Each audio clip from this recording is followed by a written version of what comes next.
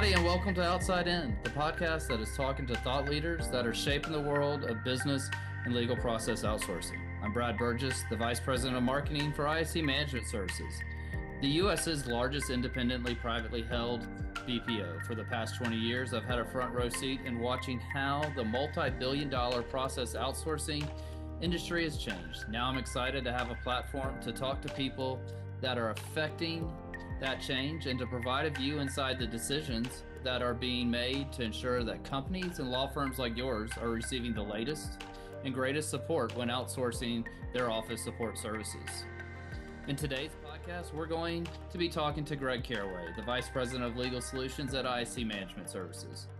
There are 1,000 topics I could talk to Greg about, and I know he's going to be a regular contributor to the Outside In podcast. But today, we're going to be taking a deep dive into the e-discovery workflow and the tools that help you navigate through the process. Greg, welcome to the podcast. So where are you joining us from today? Hey, I'm joining us from Atlanta, Georgia. Excellent. And can you give us a quick background of your life in e-discovery? Sure. I started off graduating from the University of Southern Mississippi in software engineering and got my master's in graphics and animation. Fell into the industry because I was doing animation for courts. Got into a law firm out of Jackson, Mississippi called Butler Snow. Started off in litigation support, got promoted a few times, became their IT support manager. And after 6.5 years, I moved off to Atlanta to join Jones Day in a project management litigation support role. Managed the paralegals and the litigation support department there. And I was there a few years before skipping over to the vendor side. I joined DTI at the time, which is now Epic, and started off as a project manager. And within about a year, became senior project manager, then director of client services. So basically managed the project management team out of our National Technology Center here in Atlanta. So I was there for about 6.5 years until I got an opportunity to start IST's Discovery division. And so I've now been at IST for over 7 years and helped grow this division from beginning to end. Excellent. And you definitely got a great background. You've been able to see it from both the client and the vendor side, which is really exciting. Obviously, like you said, you've been with IST for several years now. And can you just tell us what your current role is at IST and what that day-to-day entitles? Sure. So my role is Vice President of Legal Solutions. And so what that branches out to is managing the project management team for e-discovery, e-discovery sales, forensic collections for e-discovery, and court reporting. It also is going to branch out into managed review, which is a new division we'll be starting this year. Excellent. I've had the pleasure of working with you for several years. And from the first day you came to IST, you had a vision of a single tool workflow. And I'm just curious why you had that vision and why clients, what benefit that type of platform and workflow has for clients. Yeah, I think you hit it right on the head is that it benefits the clients, right? It benefits the clients in pricing, it benefits the clients in time. And the vision was I saw brokenness across the industry, both on the law firm side and on the vendor side, to where any type of conveyor belt type of product, meaning multiple departments trying to handle a project, basically people became ticket takers. Each department would get a task to do, and they were layered away from the client. So they never talked to the client, didn't know anything about the client. They just did a task. And so my vision was to have experienced project managers, no less than 10 years experience. And I'm happy to say we don't have anybody with less than 13 years experience.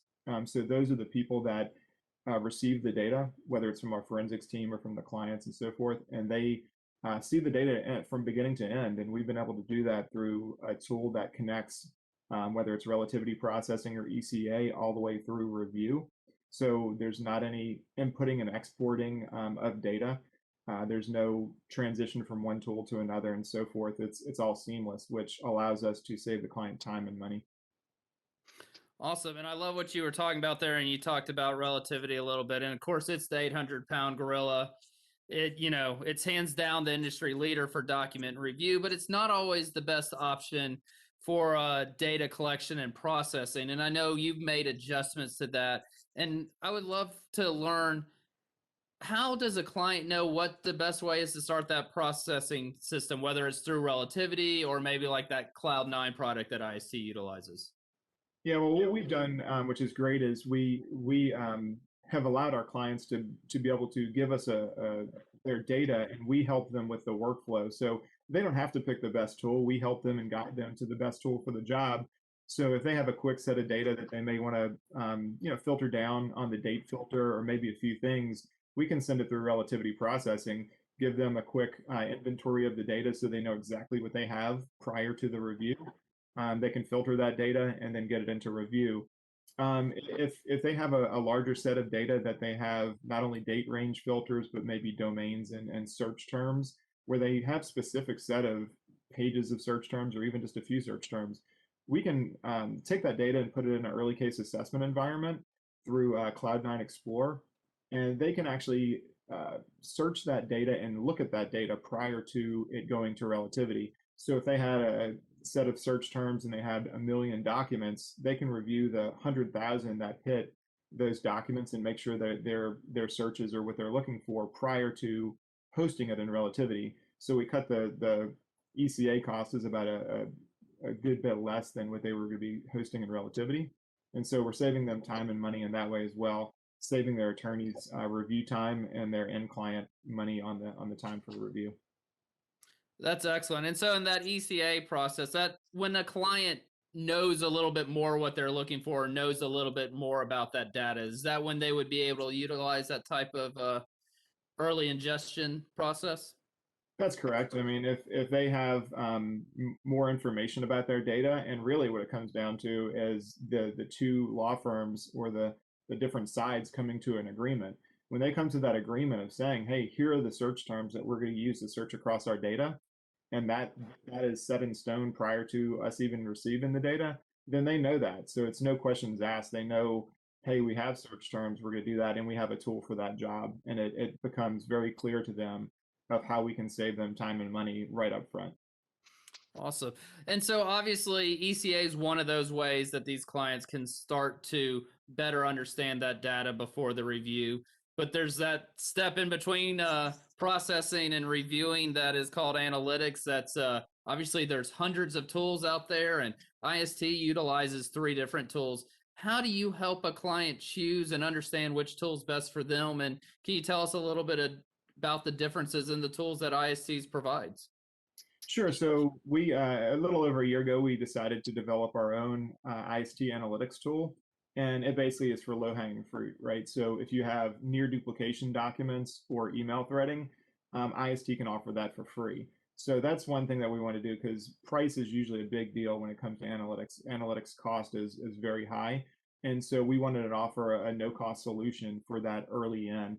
And so what that allows them to do is if they have productions from the other side and they dump a bunch of documents on them and they want to say, hey, I wonder if they sent us the same document 25 times, right? So we can do that near duplication and allow them to see that. We can do it across their documents that they process as well.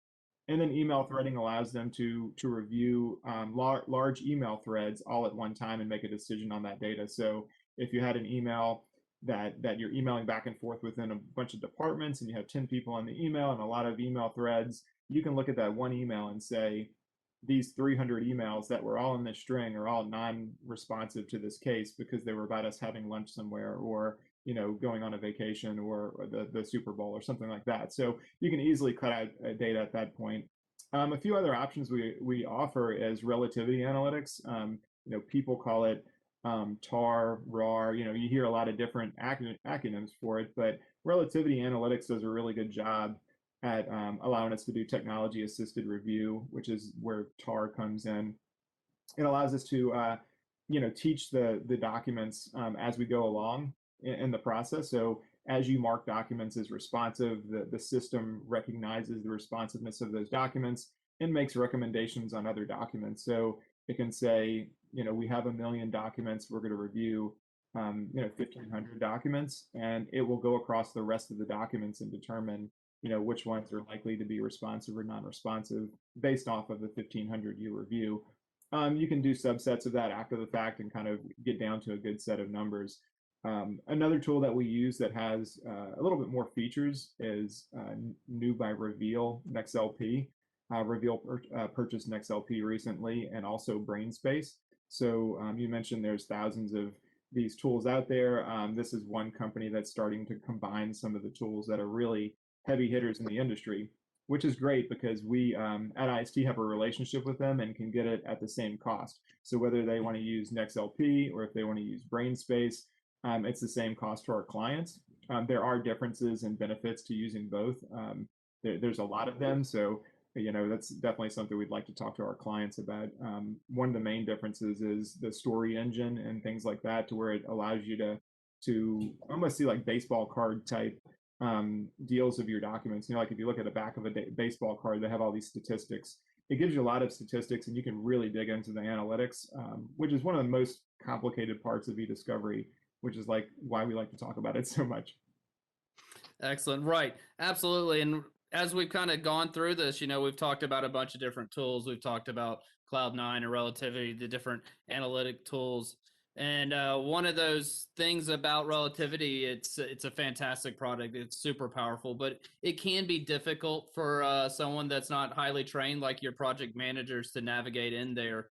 So I know IST's worked with Relativity's APIs to create a portal. Can you talk about that portal and how it helps that end user be able to quickly and more easily interact with the workflow? Sure. So one of the first things I did when I came in was sit down with our president and CEO, Hal Blackman, and having a seat at the table to kind of had the vision of where we're going with this division, with e-discovery as a whole, was pretty awesome. And when I realized we have a group of programmers that could do things for us, one of the first things he asked me was, "What's broken in the industry?" And I said, when I was at Jones Day, I couldn't even send data to my vendors because we were so locked down. Our IT department, locked us down. We see that across a lot of different law firms. So he said, "Well, what could you do about that?" I said, "I would love a drag and drop option within Relativity." And so that's where the portal came in. The first thing we offered was the ability to drag and drop data to our project managers. So if you're a law firm, corporation, IT department, and you have some data, whether it's somebody's PST file or a production from the other side that came in, you can drag and drop it straight to your screen without leaving Relativity. And that data would get transferred over to our project management team. All the data is encrypted, both in transit and at rest. So security is always top priority. But that data comes in, and we have a portal per case. So every case that a client has, they have a portal with it, keeps the data segregated, and allows us to transfer the data. We can do the same thing with productions on our end. So if a client says, "Hey, we're ready to produce some documents," we can post those documents to the portal. The client can just straight from Relativity, without having to leave the screen or log in. We validate their credentials through Relativity, and they could pick that production and download it. So very easy to do that. We've expanded that over the year to where we had a client here in Atlanta, a clothing company that was being sued, and their IT department was about 2 hours away from our data center, and they didn't want them to have access to Relativity. So they said, "How can we get you data if we don't have access to this portal?" So we created a hyperlink that we can send from the portal, so our clients can come in and send their IT department a hyperlink. Well, they don't want their IT department to have access to their legal documents, but they want them to be able to send us data. So same thing with opposing counsel. If the opposing counsel needs to send IST data, we can send them a link. They can click on the link and drag and drop the data to that link, and we receive the data on our end, again, securely and very efficient. So those are a few things we've done. We added some project management tracking, some other things within the tool, but the transition of data has been used multiple times a day for 7 years now, and it's been amazing. Excellent. And just kind of recapping here. So we got off right from the beginning. We talked about a single tool workflow. Now we've talked about a bunch of different tools, but ultimately, even though we've got these different tools, we're still working within that single tool workflow. Is that correct? That's correct. Every tool we use integrates with Relativity. So we mentioned Cloud9 a few times for ECA and processing. And they actually created a portal connector to Relativity for IST specifically. Of course, they're going to go out and sell it to everybody now, but before we worked with them, we said, we cannot work with you if we're going to have to export the data and then import it into Relativity and do all these steps that are nonsense. So they built a bridge or a connector to Relativity to where our project managers can find the data that the client wants, say those search terms we talked about earlier. Here are the hits that hit that. We pick the folder, the case in Relativity, and the folder in Relativity. We push a button and it exports the data and sends it straight to Relativity for review. So again, we don't need 3 departments to do this like most companies do. We can do it all through one tool. And the same thing goes for analytics. So all of our analytics tools are built directly into Relativity and can be done from the front end of Relativity without leaving the tool. Awesome. And so right at the very beginning, and I'd be remiss if we didn't have at least one question about price, but you talked about price and the difficultness of price predictability. Can you talk about how this single tool helps to alleviate a lot of those questions and how it allows that client to at least get more accurate on those predictions when they're working with a company like IST? Yeah, absolutely. And I think that's another one of those at that round table I had with Hal on the first week at IST was, hey, another problem was I'd get 15 pages of pricing from other vendors. And I would say my attorneys would think that I was just a jerk or something because I couldn't tell them how much a case cost. And we would kind of have to put a side calculator together to calculate this stuff, all based on estimates, because at the time, things were being billed by page and so forth. And so how can you tell how many pages are in a document before you have the documents and how many pages are going to be produced before you review the documents? It's impossible.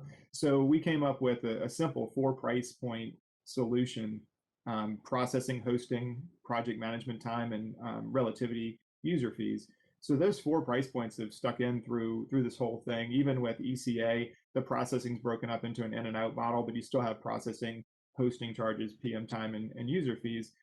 It just makes it that much easier because we inventory our data prior to charging our client anything. So if you send us, 5 email accounts, we're not going to just be a ticket taker, take that and say we're charging you for it.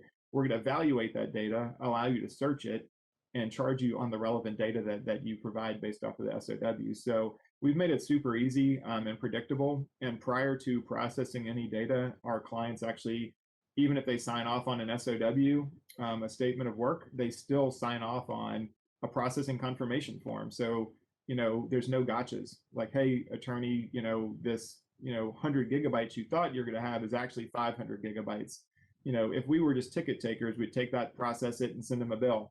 And that's just not how we do work here. We actually inventory the data, let them know what they have, evaluate it, let them make assumptions on it and changes on it, and then process through the data that they're willing to do. That's fantastic. I mean, just that opportunity to be able to create a workflow where the customer can feel comfortable, where they can start to be able to predict that price is amazing. And also just the fact that you've been able to create a workflow that's allowed it to adapt and change, yet still keep the integrity of that single workflow tool is amazing. Just one last question. What do you think the next major change or update's going to be? Where's the market trending? Because obviously what we've learned in e-discovery is it's a rapidly changing area, and what it looks like today, it's going to look very different in 6 months. Yeah, I don't know if it's going to be 6 months. I think the legal industry is slow to change, but technology, it doesn't stop, right? So Right. That's kind of where the push and pull is. Relativity is going to be around for a while. It's the gorilla, like you said, in the room. But other tools, self-service tools, I think are going to be a wave of the future. We've already seen it with Disco and Everlaw and a few of those tools. The problem with those is the price points. They have a higher price point per month, and so some clients like that. They want to do something quick and easy themselves, and they do it. What I see for the future of IST is for us to be able to merge both our facilities management or on-site project managers with our national team to basically share resources and expand our resources and talents and knowledge to allow our clients to have a better and more efficient and cost-effective solution. So we're already doing it across the country, but the more we add on-site people that may have just done a little bit of processing and put something into a tool, not like Relativity, Now they have the ability to use IST's range of tools with our statements of work, our processes in place, and continually save their clients money utilizing our national footprint. Yeah, absolutely. And I love what you were talking about on that self-service, because everyone does love the self-service. But what you talked about with IST is, as more self-service comes along, more white glove services come along. And it went from, well, now I can check myself out at the grocery store, to now I can easily, through an app, hire someone to just do all of the shopping for me. And it sounds like where IST's headed and what their direction is to create those opportunities to be a much more white glove provider, to be able to provide not only that e-discovery, but the forensic collections, the court reporting, the managed review, and merging with that facilities management to get into even more services. Right, and the self-service is still there as well, which is why we built it all on one product. Is so, even from day one, if a client wanted to image their own documents and run their own productions, again, going back to the pricing in the past, vendors held that back because they wanted to charge the clients per page for those things. And we didn't. We said, you know what? You want to image your own documents? We're not charging you for imaging.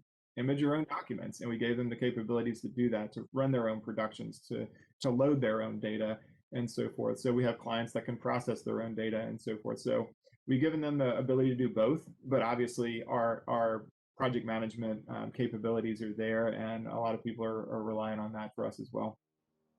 Excellent. Well, Greg, I've taken up too much of your time already today, so I just want to thank you again for reaching out and talking to us, and we look forward to seeing how this single tool workflow continues to help clients across the world. I appreciate it. Thanks again. Thank you. Bye. And that's a wrap for this episode of Outside In, your source for all the latest happenings in the world of business and legal process outsourcing. I want to thank Greg Caraway for taking time out of his busy day to talk to us about the tools that are helping people navigate the e-discovery workflow. To learn more about how IST can help you with your e-discovery needs, go to istmanagement.com. And as always, if you like what you've heard and you want to learn more about the latest trends in business and legal process outsourcing, subscribe to wherever you listen to a podcast.